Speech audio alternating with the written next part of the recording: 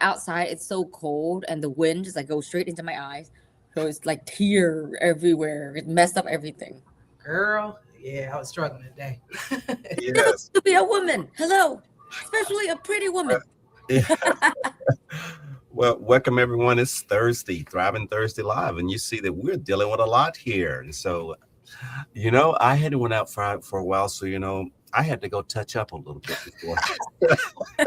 Put on some mascara, some Right, right. Little foundation, in there. Yes, get the little shine off. I Dap, got you. dap, dap. Yeah. yes. So you guys are looking great for our Thursday Night Live, and thank you all for being here, and thank our audience. Thank you for joining us again. We have again Dr. Lee on the line, and we are, we're powering through this. We're looking forward to the great things that she's going to talk to us about tonight. But before we get started, we're going to have Charlene to go ahead and give us a brief. And before it, Charlene, come on now, hit that subscribe button. We're building our community. And so we need to get those likes out there and comment. Please send your comments. We'll be watching online periodically. We want to remind you to go ahead and drop some comments, and we'll reply back to you while we're live. Charlene, go ahead and welcome our audience. All right. Hey guys, how you doing? Thank you for joining us. As he said, I thrive in Thursday. Thirsty Thursday, whatever it is for you. Thank you for coming on with us, right? As he stated, we want that engagement. We want those likes. We need that engagement. We want you to share this information that you're receiving today. But before we get to the information that you're going to be receiving or the conversation that you're going to be a part of, let me tell you a little bit about First Home Alliance, who we are, services we provide, where we provide those services, and how you can stay tuned to the end of this conversation to get those services if they pique your interest. So, First Home Alliance, we are a HUD-approved housing counseling agency established by our president and founder, Mr. Larry J. Laws, in 2002.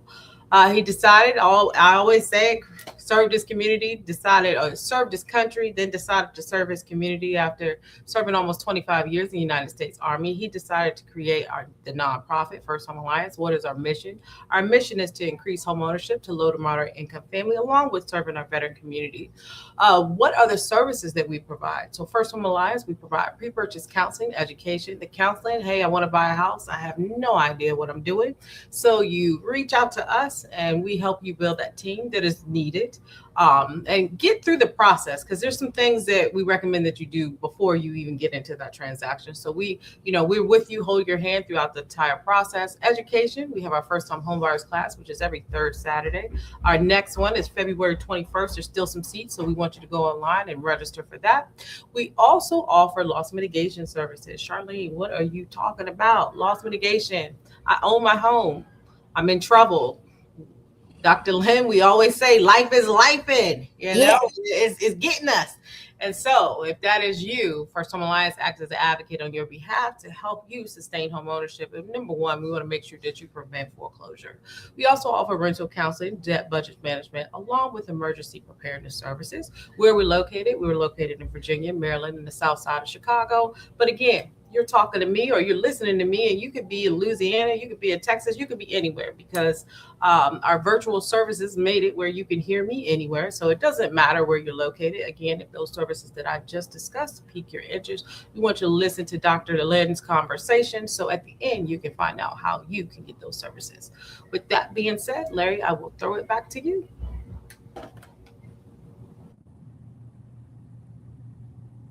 Larry, you are mute. Okay. All right. Here we go. Yes. And so thank you, Charlene. Yes. And so we're back again this evening, and we're going to go ahead and get started here again with Dr. Lynn. She's a guru when it comes to the financial arena. She's with Money Umbrella, and she, I know that she's only a couple of years, past high school, but she's well He's lying. She's a teenager, whole adolescent, y'all, whole adolescent. He is lying. Great teenager.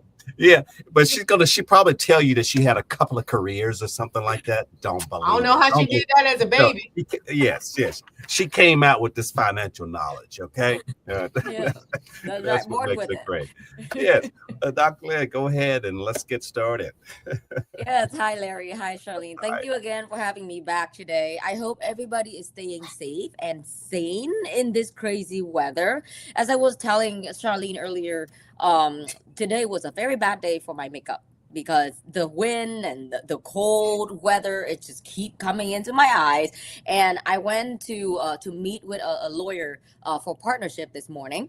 And then when I left the coffee shop and I got into my car, I checked myself in the mirror, and it was full, black, the mascara and eyeliner everywhere on my eyelid. I literally looked like a witch. So just hoping everybody is not sharing the same experience, and stay safe, stay warm, do not leave your house or do not drive if you can actually help it. Yeah, don't risk anything, especially your life and other people's life as well. So that being said, today I have a treat for you guys when it comes to I understand we live in the DMV, so a lot of people around here are just settling down, buying their first home after years of say military services or federal government employment, and you're just settling down and you're thinking, okay, maybe now is the time for me to jump career, right, to become an entrepreneur, a business owner. So there are multiple ways that you can do that without breaking your bank or breaking your peace of mind. And so our topic today is going to be advanced risk management for first-time entrepreneurs. Again, I'm not trying to talk at anybody. These are what these things are what I have been observing in my career in the financial services world. So if you have any feedback, you know how to reach me. Let me just first share my screen so you know how you can reach me. All right. Can everybody see my screen as a presenter? Yes. Presenter view. Yes. Seems like the technicality is finally on our side today. If you remember the last two sessions. Okay, so again, my name is Dr. Ling Tring An. I have a doctorate degree in piano performance from George Mason University. I got that piece of paper when I was 29 years old, and I'm currently in my early 30s. That's probably, and I'm an Asian descendant, so maybe that's why Larry is saying that I look like a baby, even though I'm really not a baby anymore. High schooler. High schooler. Yes. Well, I'll take that as a compliment, Larry. Thank you so much. Again, you can always reach me if you have any inquiry or you want to meet up in person, set up an appointment. Please do not hesitate to reach out to me at ltafinance@mymoneyumbrella.com. That is my business email address. And if you're just here for information, you're not ready to take action, but you want to self-educate yourself on simple topic like risk management and basic investment, you can always come to my website at www.mymoneyumbrella.com and click on the menu button and then go into education. I have a lot of posts there waiting for you.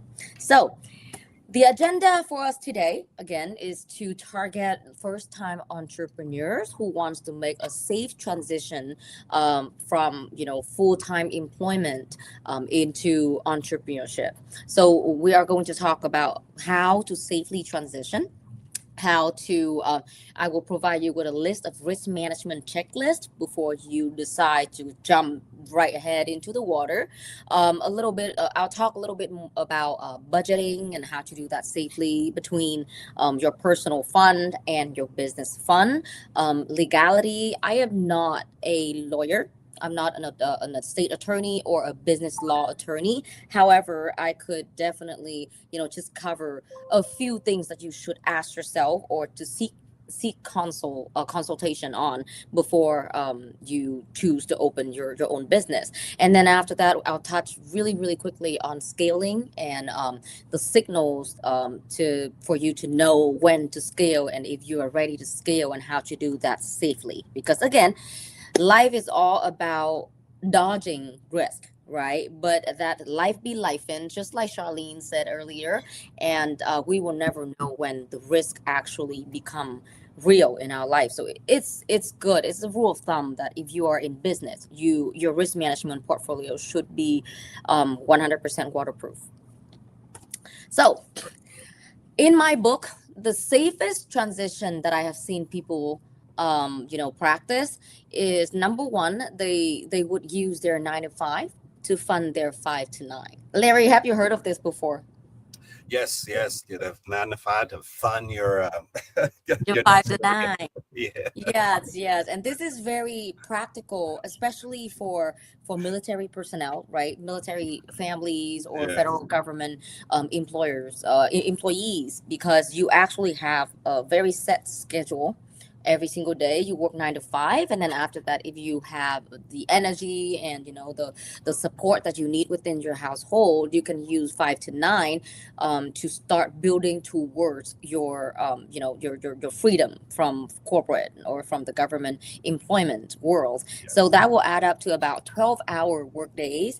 And I would 100% recommend you go out there during the weekends. I love going out to networking events during the weekend, go to parties and stuff like that, because I work in finance, and pretty much everybody that I cross path with are either underinsured or don't know how to invest correctly, how to maintain a balance sheet and whatnot. Because again, they don't teach us anything about financial services or education in high school. So that's pretty much my schedule. And then keep in mind that the 12-hour workday and the double down on the weekend, it's only temporary. But if you set up that structure and if you find the right thing to do, and build up your business one step at a time, at one point you are going to be able to make it and make the full transition into business. So this is an example for from my personal life. So beside finance, I also work as a piano teacher. But this is something special about my schedule, is that for children to take piano lessons, it has to be after hour. So my schedule is actually flipped. I use the 9 to 5 to actually build my business, and the 5 to 9 to actually go out there and teach piano for the stable income. So again, this is going to be very customized to your goal, your personal life and your career, your current career. But this is just an example. So from Thursday to Sunday, I use a lot of time, going out there, going to networking events, making connection, like I did with Mr. Larry here. Larry, tell them how we met. Yes. Well, we actually met at the Chamber of Commerce. Yeah, Well, yes. You remember? I forget the exact what committee it was. What was the name of the committee? I think it was a military and veteran. Military and veterans, yes. And so it was a group of chamber members out there, and actually we came in and spoke and was talking about how the community could actually better associate and support our veterans. And so she was out there, of course, looking at ways to enrich her career and business connections, and it was a nice networking opportunity. And there was so many opportunities that were shared. I mean, we was there, I don't know, it was a couple of hours, and I didn't get a chance to meet everyone in the room, but I would say at least 5 or 6 individuals made a connection there. So yes, a great opportunity to make the connection and Yeah. working on other businesses. 100%. I mean, we're in business, so we of course we have to go out there and network, right? There are multiple ways that you can do networking and selling. You can do cold calling if you're absolutely smashing it on the phone. That is Yes. completely fine. You can purchase leads, but for me, I love the personal touch. I like to go out there and actually meet people, so that we can kind of like feel each other out. So yeah, back to that first meeting with Larry. I was late to the meeting, just so you remember. I was late, and then I just walked in, and I tried to keep everything quiet as soon as possible, but I walk on heels, so it was like tuk, tuk, tuk, tuk, tuk, tuk. I was like a mushroom on heels making all the noises, and I was late. Oh god, that was horrible. But at the end of the speech of the presentation, I just walked up to Larry and I introduced myself for about what I do and my vision to help communities around here set their finance in order. So yeah, we just talked, Yes. and he followed up with me about a month later. That's true. Yes, you get the follow up. For me, Yeah. I take pictures of the cars just in case I lose them. But networking and working on that 5 to 9, working on that next career. Even if you're maybe unemployed, you Mhm. still need to go to these events and meet people, face to face. You Yes. know, and when I started a nonprofit, I started from scratch. I didn't know anything. I actually went to a networking event, and that's where I was able to recruit my first board member to Mm, help me guide along the process to get into the tax exempt. mm. So networking is very important.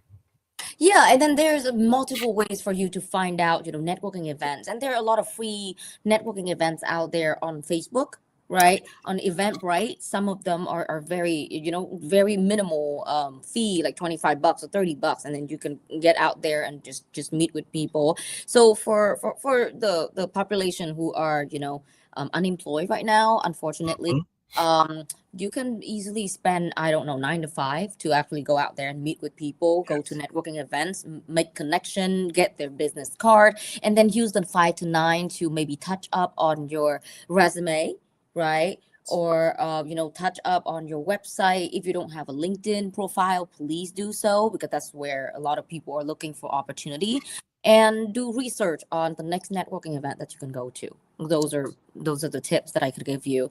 And then Monday, do spend one day for your mind.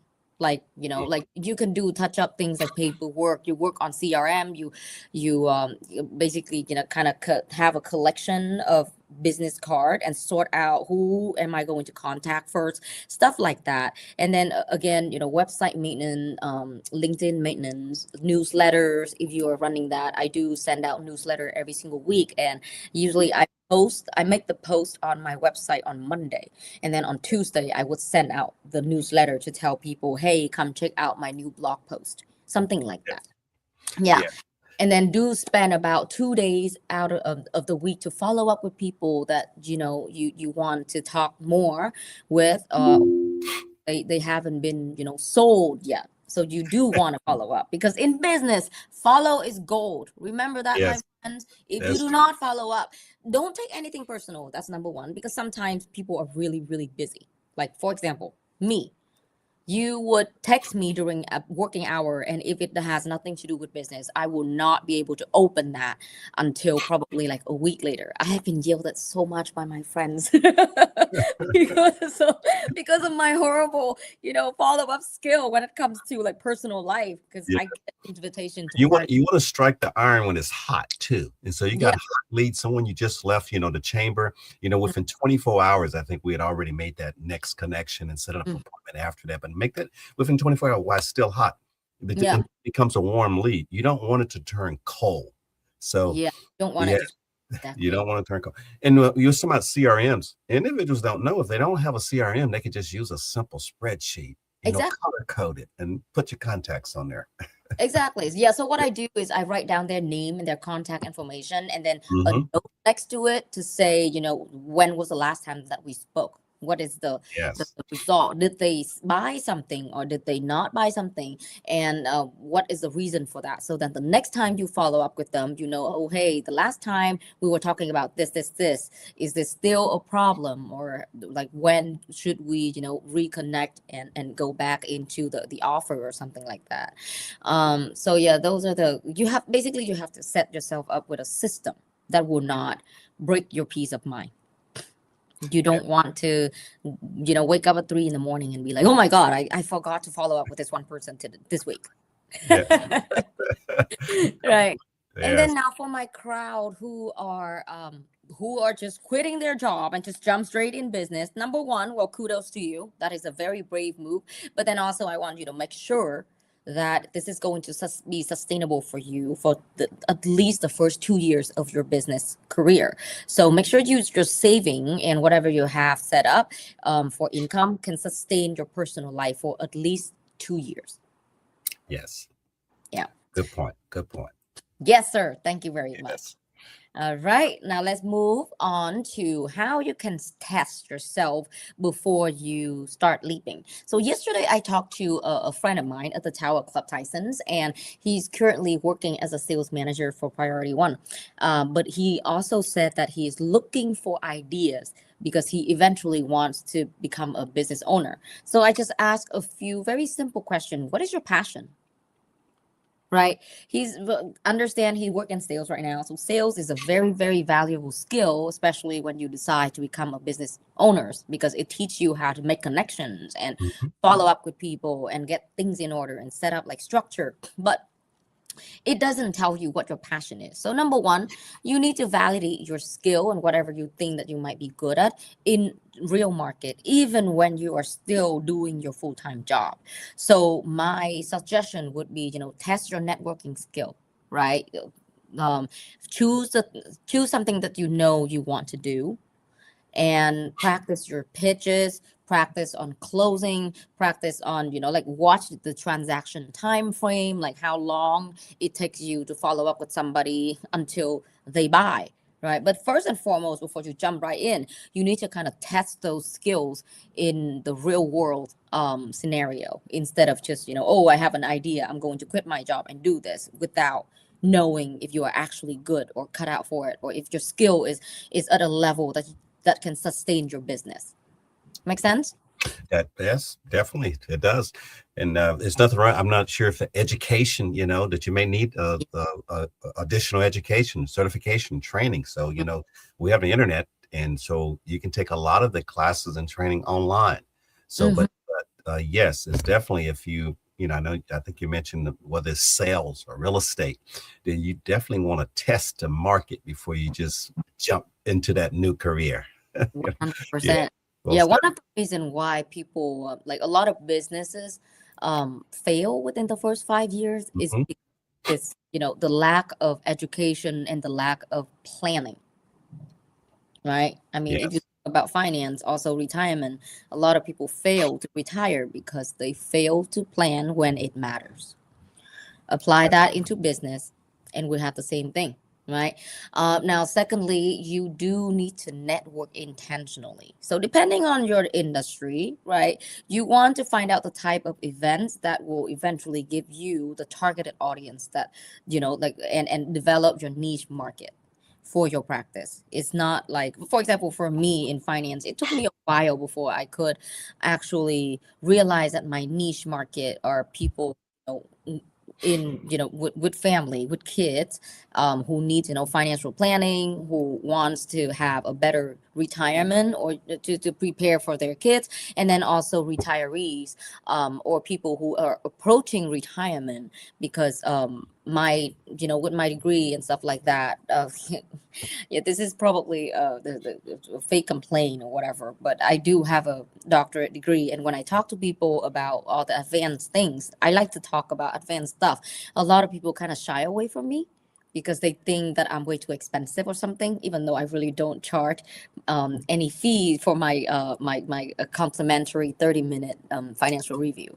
So yeah, like gradually, the populations just kind of filter themselves out of my reach. And so now, I work in advanced insurance planning, advanced risk management portfolio for higher net worth clients and high risk businesses.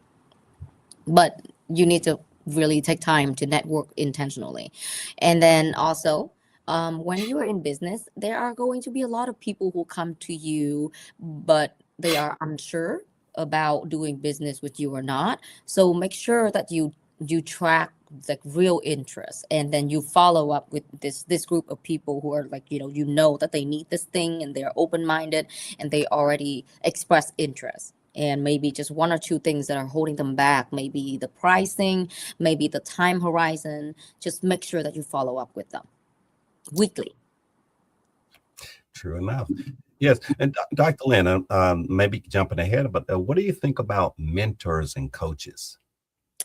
Mentor and coaches, as in, taking mentorship from somebody or Yes, give. yes. Someone that's already doing the business, and they've been in the business for a few years, and going to them, ask them, invite them out, and say, would you mind, mentoring me or being my coach because this is a industry that I'm interested in.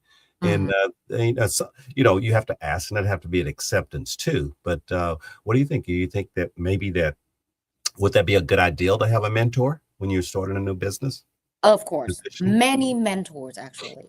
So for me, I work in insurance, and when I contract with a broker, usually I would be assigned a mentor, right? But not every mentor is going to cover everything that you need. So I would suggest you to, if you work in insurance, for example, Hmm.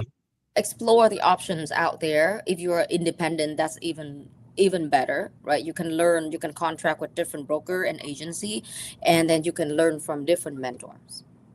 So always look for variety in mentorship.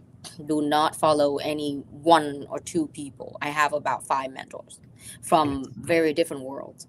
Yes. Yeah, I have one mentor who is, a full-fledged financial planner. Hmm. I have who taught me everything that I know about financial planning and balance, approaches. I have a mentor who is a wholesaler in life insurance, so he focused on like doing deals with businesses and multi-million dollar policies. I also have a mentor who just are a personal connection who used to work for New York Life as a captive agent. I'm not captive, but he is a captive agent, and he has a lot of insight into products that I was not, fluent in. So, and then life coach, people who teach you how to keep yourself optimistic at all time, because sometimes business can really be Yes. gnarly. It can get into your head, and so yeah, you have. I would say you are the average of five people that you surround yourself with the most. Correct. So, yeah, there's nothing wrong with having five mentors or even 10. Yes. But True. just be selective. Look Yeah. at what they have done, look at where they are in life, and just make sure that their approaches kind of match yours. True. Yeah. Yes. Totally agree. Yeah. So now the question that you need to ask yourself is, can I sustain this for at least 18 to 24 months? That's why I was saying, your savings should, at least cover your personal life for at least 2 years. So you have about 18 to 24 months to ask yourself this question: is this sustainable? If the answer is yes, then you can start beginning transitioning into a full-time business owner. But if it's no, then there is no shame in still like reduce. You can reduce your full-time job to a part-time if the demand for your business is growing. But yeah, there is no shame in taking a little longer time to build your business. I mean, if you see out there are so many people who became wildly successful after like 40s or the very late in their life. So there is absolutely no shame in, just taking your time. Make sure that your family is set first, right? Your personal life is in order before you dive into business, so that you don't, break yourself in half. True Sorry. enough. Yep. Okay, moving forward. So this is a checklist for risk management. So when you are starting a business, your personal risk your personal risk management portfolio becomes non-negotiable, because when you are in business, you're liable, and you're liable for a lot of things. You're not just liable for your life anymore, but if you are starting a business, right, number one, you put your income in, in jeopardize.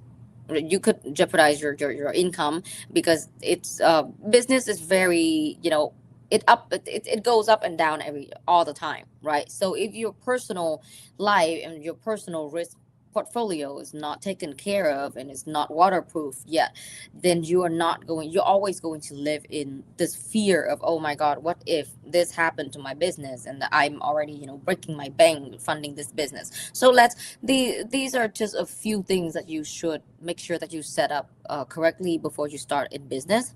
Number one, if you have a family, and just make sure that your life insurance has a chronic illness, critical illness, and terminal illness rider, in case when you are doing business, just like hustling out there, something happened to you and you end up with a chronic illness or critical illness or even terminal illness. um, Most of these riders will it's a rider that allows the life insurance company to pay you up to a certain amount of your death benefit, even when you even when you're still alive. just to make sure, you will be able to function without income. Now, secondly, health insurance and accidental coverage. A lot of things can happen. We live in the DMV, guys.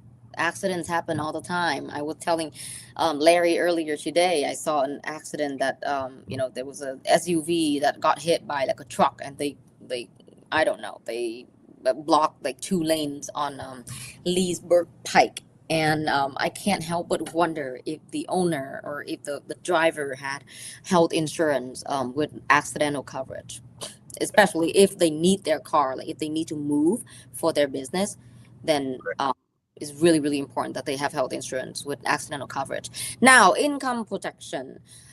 I would recommend you have coverage up to 90% of your personal expenses every single month, because life happened. You could get sick. And if you're a full-time business owner like myself, you don't have any income protection. Imagine you literally do not have anything to cover your bill if accidents happen and you're too sick to work, right? One of my friends actually fell into this trap before. He was working as a car salesman, and he was renting and stuff like that until he got way too sick to work, and so there was no income anymore. He did not have income protection, so he ended up being like owing a few months of rent and eventually got evicted. You don't want that to happen to you. So please, if you're freelancing, if you are relying on income, literally your income is your only asset. Protect it. Yes. At all cost. All right, moving on, we have emergency fund. So 6 to 12 months fixed personal expenses, because again, life be lifing, like Charlene says, and okay, we never know what is going to happen with the market. People are getting laid off every single day, and if you don't have an emergency fund that can sustain you for the next 6 to 12 months, how are you going to focus on bringing in income plus maintaining a business?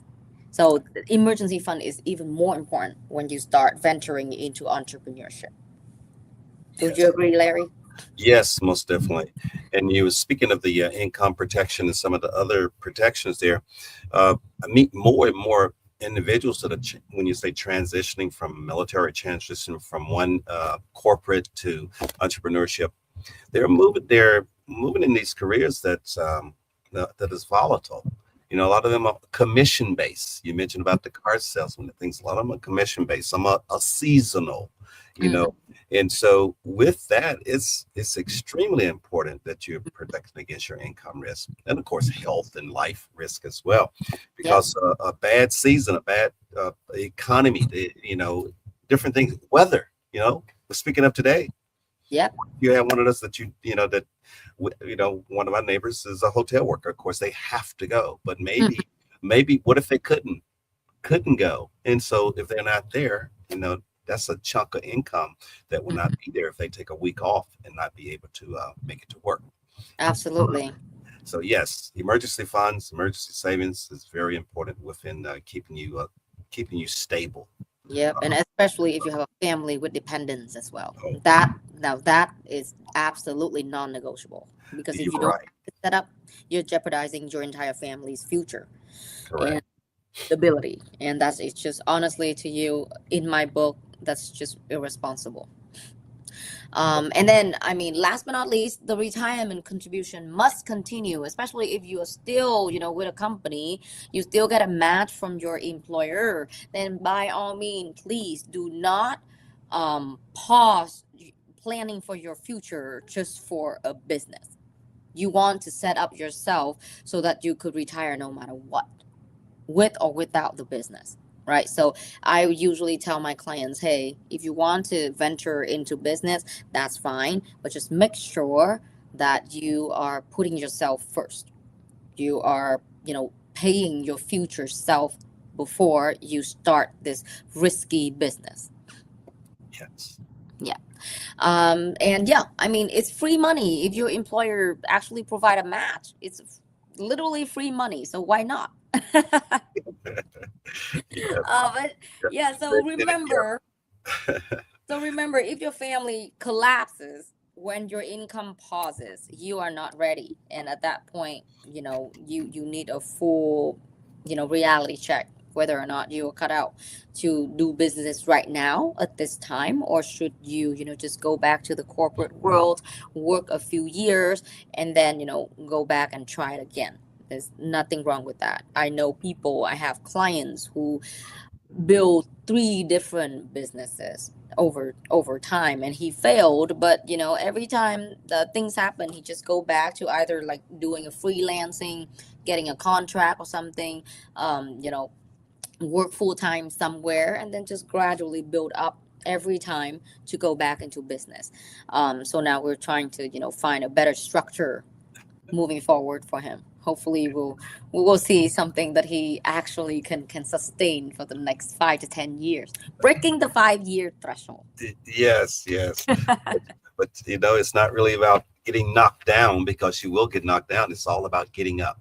And so Yeah, get back up and try to. And once you have went through that, because even if you want to call it a traditional type business that you have regular income, and if you're in business where there's going to be some seasons that things are going to go down. There's going to be some economic tires. There's going to be some a shift in market reorganization that may happen, and so you're going to go through that transition more than once in your life.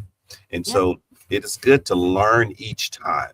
Not yeah, saying that's not, that you never get, but you won't do the same things that you did before. So learn from it, because you'll probably have to go through it again and continue to build that foundation so that you will have something to, to rock back on when absolutely. things are hard. I agree. Yes, life can knock you down, but you get to choose whether you stay down or you stand up, That's true. move forward. Yes. Yeah. Okay, moving forward, we have a special case for our military and pension Okay. holders, like Mr. Larry here. If you have guaranteed income for life, very, very good for you. You're already doing better than most out there. But number one, do not rely on your pension alone. Treat it as a foundation. But then also, do you remember what I talked about last time about reallocating a part of your investment into building up a very good foundation for all fixed expenses for life? Yes. This is when life insurance products can actually become a supplement for your retirement planning and for your fixed income. So if you already have a pension, good for you.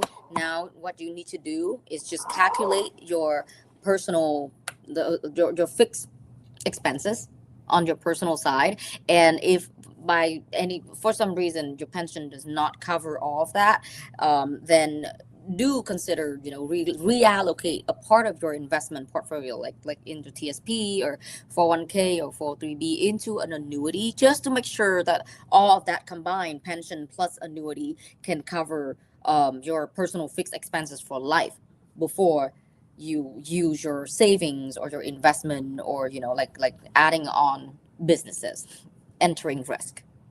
So the risks that involve with business owners are, well, number one, of course, business income is very, very volatile. You have some great months, you have some really bad months. If you work in insurance like myself, or even financial planning, some deals are gigantic and they take like 3 to 5 months or 3 to 6 months. Some of them even longer than that to close.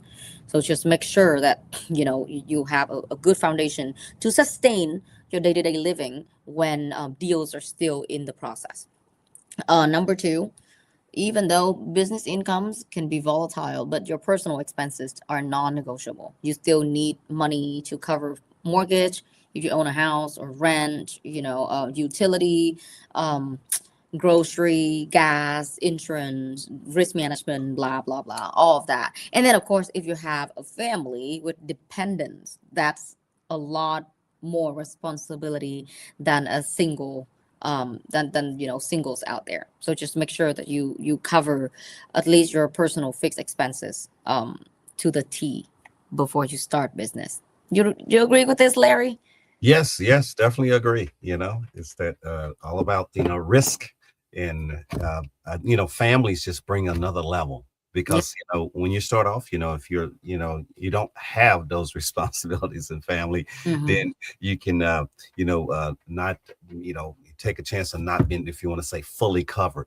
However, Donna, you were speaking of the employee assistance where they're actually matching funds. That's a Mhm. good time to match when your responsibilities are low, you're new in the industry. It's a good time to actually max out the amount during those early years.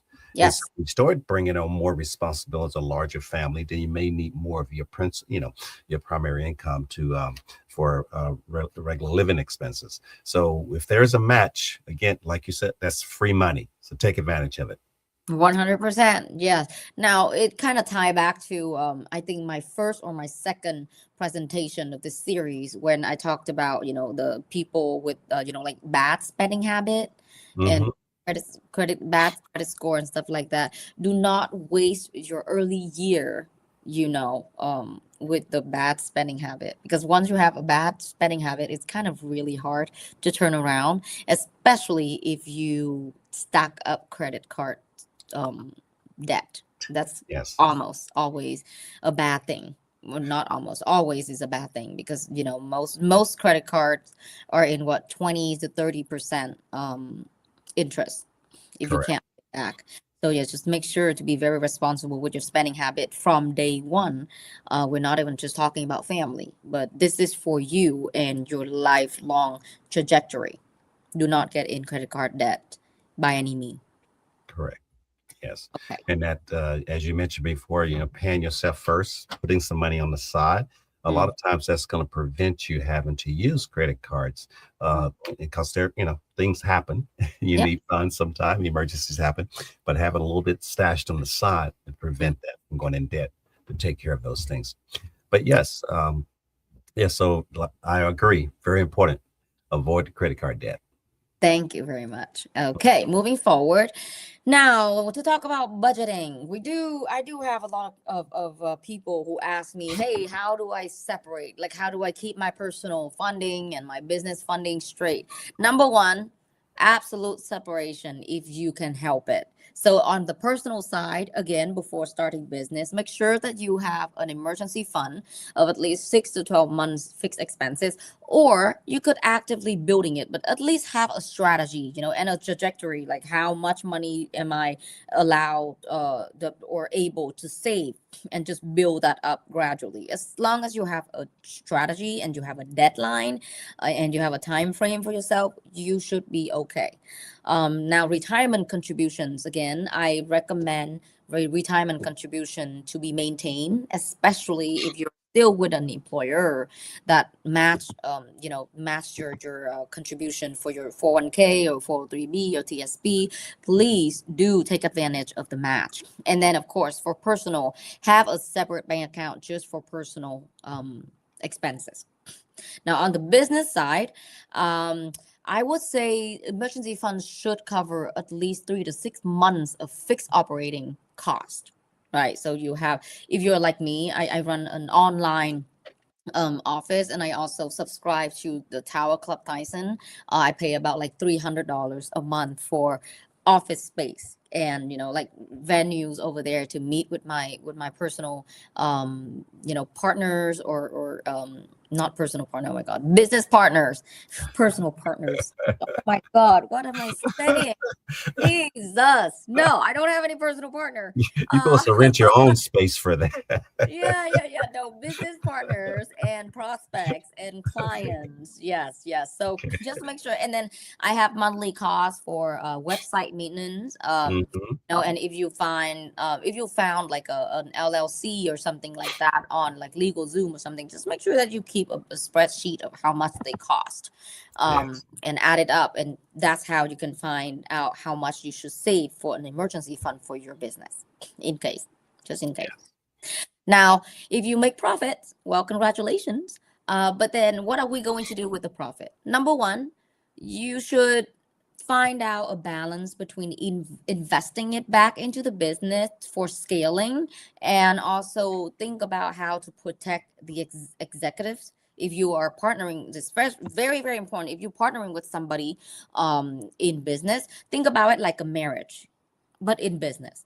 If any of you die or become disabled, how is the other partner going to sustain the business? How is the business going to be sustained without breaking a person's bank? Right. And especially, oh my God, if you have a life partner and you are in business partnering with someone else.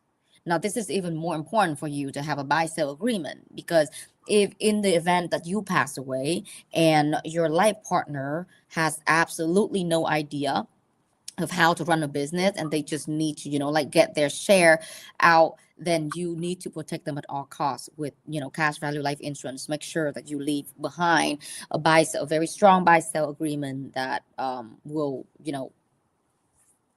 kind of direct what to do what the business can do in the case that you pass away unexpectedly. Yes. And yeah, of course, invest back into business. There's so many things that you could do. You can always paying for more marketing. You can, sponsor things for tax write-off, or even like donate to charities and stuff like that. There's so many things for you to do when Yes. you have that profit that you can invest back into your business. Now, a lot of people ask me, should I take a business credit line, something like that? I would say before you can establish a cash discipline, where where money is. If you have an emergency fund, if you have absolute discipline that you are not going to go above your business budget, and you have a plan, right? A set revenue, profit, all of that on a spreadsheet, then you can venture in, taking on debt. And most of the time, if you're in the SBA space, they won't even allow you to take out loans unless you have some kind of leverage. Either you have like an asset, or in some cases, unless you have life insurance. So just make sure, be very careful with taking on debt for your business. Correct. Yes. And yeah, just to touch on that, well, we're in the nonprofit space. So one to mention about the plan, just in case something happened, we are required to have a succession plan. And so just in case, I get hit by a bus, I like to use that term. I get hit by a bus and I don't show up. What's the plan? Mm-hmm. Temporary absent, or would it be sustained over a period of time? And so that's what for nonprofit, but for profit, you need to think about the same thing. You need to have the succession plan, because things are going to happen. So, and it's good to be prepared, have it and not need it, than to need it and not have it. And so you do want to definitely have that in place, the succession plan.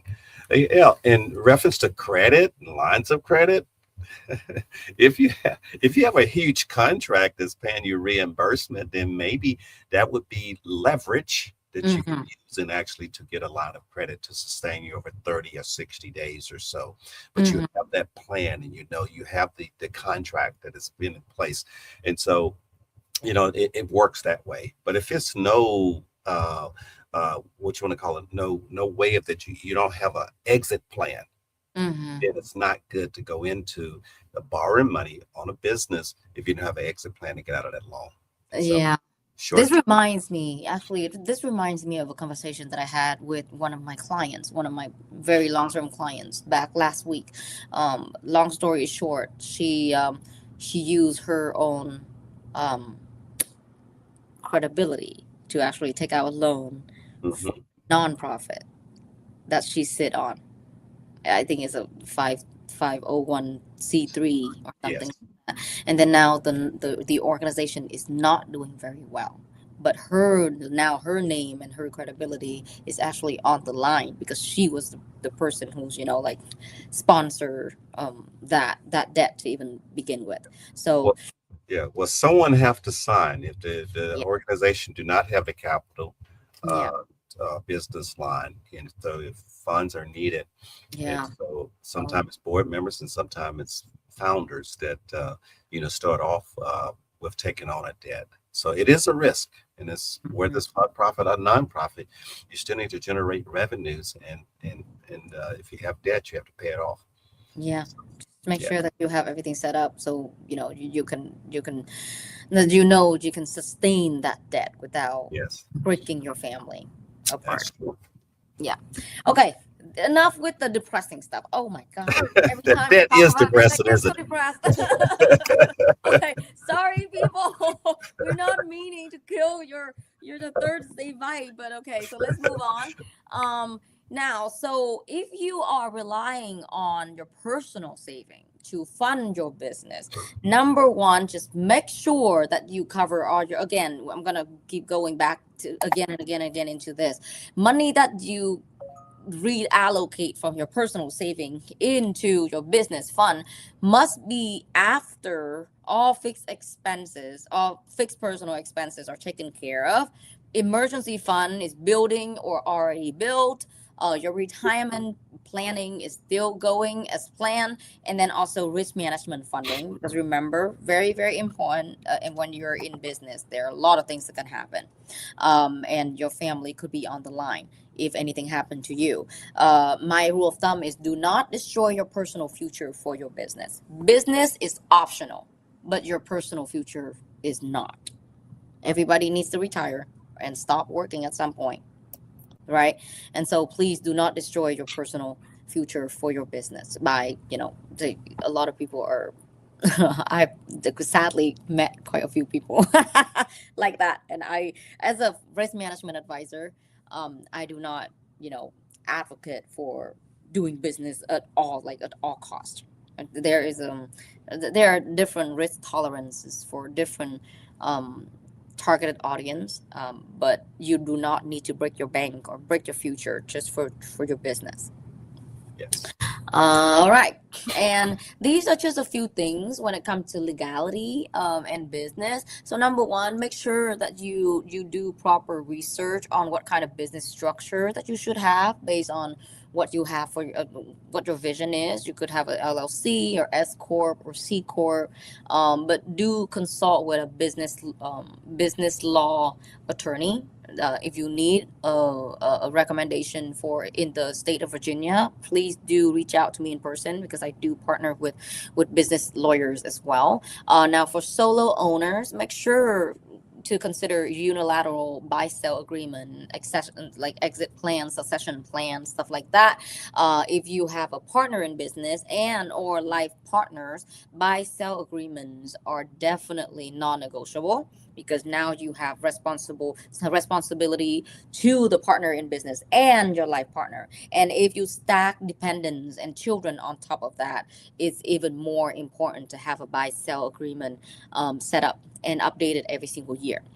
Now, if you have, let's say, a medical spa, you have equipment and like a physical location or something, then make sure that you kind of keep details of all the expenses that you buy the equipment, and then use it for tax write-off at the end of the year. And then also make sure you have business insurance, over cost, expense, stuff like that, to make sure that if anything break or something, like there's a disaster or earthquake or a fire or something, then you're covered. But again, planning ahead is definitely cheaper than a lawsuit or a divorce in the middle of building an empire. Right? We cannot build on a shaky foundation, guys, because when we already build a house on top of a shaky foundation, when it breaks, it would cost you so much more money to go in there and fix the foundation, in comparison to if you actually have that set up waterproof and everything is like concrete and precise and with a great structure. And then when you are ready to scale, now for scaling and growth, number one though, still risk management. Buy-sell agreement must be reviewed and updated annually, because your revenue changes, right? Your partner roles might evolve or change over time, and also life circumstances sometimes change in the middle of building an empire. We never know, but it's still good to have this piece of risk management set up. If you have never heard of the Connolly brother case, it was a big lawsuit because they failed to update their buy sell agreement accordingly to their revenue changes.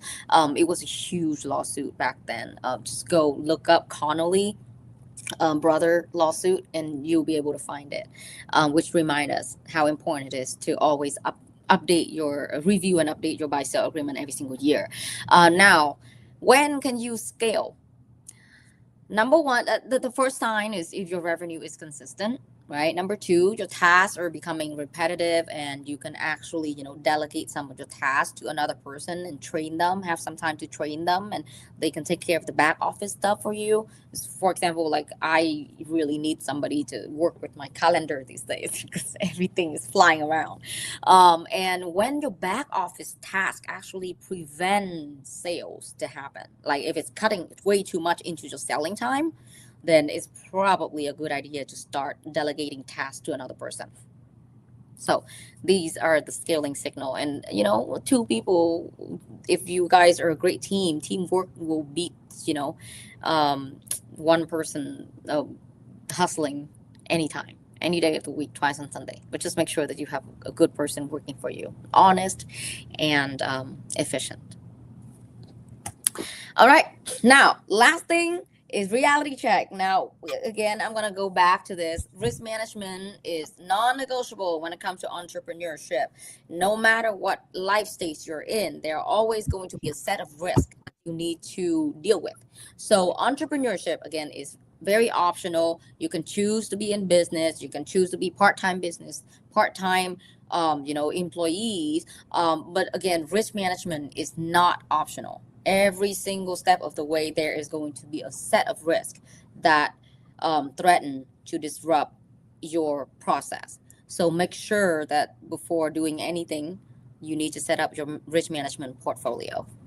Now, because this is the last seminar in our series, this is all the way that you guys can find me. Number one, if you're just here for information and you're not ready to have a conversation yet, come check out my website at mymoneyumbrella.com.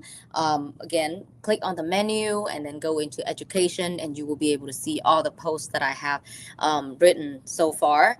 Now, if you want to connect with me on a little more personal level than just looking at a website, then you can check out my LinkedIn at linkedin.com LTA Finance. And if you're ready to take action, or just here to have a conversation, a one-on-one conversation, private conversation, then reach out to me at LTA Finance at mymoneyumbrella.com.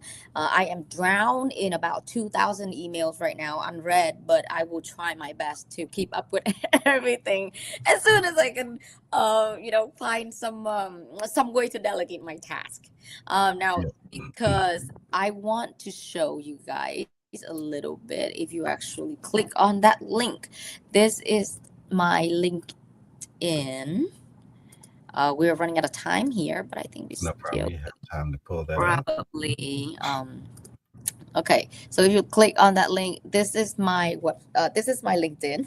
So I graduated from George Mason. My life is an open book on LinkedIn. I do check out the feature posts, because these are the posts that I'm most proud of, and I do have a pretty robust network on LinkedIn as well. And to share with you guys a little bit of a win that I had this week. I got my feature story on Insight Success Magazine went live.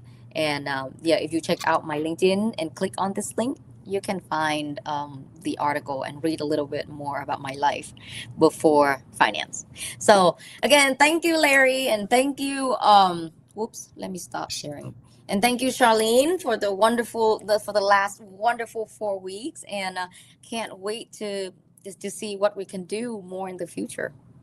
Yes, and reminding on yes, if you just in case if you didn't get Dr. Lynn's contact, just contact our office. I'll make sure that you can link up with her and check out mymoneyumbrella.com. And Dr. Lynn is going to be our first guest that's going to be featured on Rock Your Block. Rock Your Block is a community show that is filmed in Fairfax, but it's actually shown on some of the other local channels. So if you have channel 10 and channel 31 on local channel, Dr. Lynn It would be recorded in February, the third week of February, on the 19th. And so it should be released about 2 weeks after. And so around the 1st of March, come out on a Friday afternoon, I think a Friday at 6 p.m. and rock your block for the first Home Alliance segment. And you'll see Dr. Land there interview. So you see that she have a lot to share. And we're just going to, expose her and what she do a whole lot more to our community. And so okay,